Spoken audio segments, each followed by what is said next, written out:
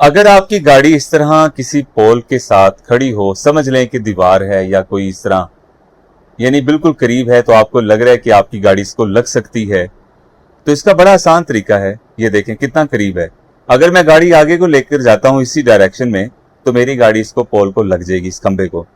तो जिस तरह पोल होगा, जो साइड आपको लग रहा है कि खतरे में है, तो आपने रिवर्स गियर लगाकर स्टीयरिंग को उसी तरफ रोटेट करना है, उसी तरफ मोड़ना है जिस तरफ आपकी गाड़ी लग रही होगी। ठीक है, ये देखें इस तरफ है, तो अब मैंने उसी तरफ स्टीयरिंग रोटेट किया है। जरा सा मैं क्लच छोड़ूंगा और देखिएगा मेरी गाड़ी जो है इससे बिल्कुल नहीं लगेगी और ऐसा ऐसा पीछे की तरफ आ जाएगी। ये देखिएगा, ये देख रहे हैं आप, ये कितने आराम से आ गई। तो अब यहां आकर स्टीयरिंग को सीधा कर लें, तो साथ ही पहला गियर लगाकर आप जा सकते हैं।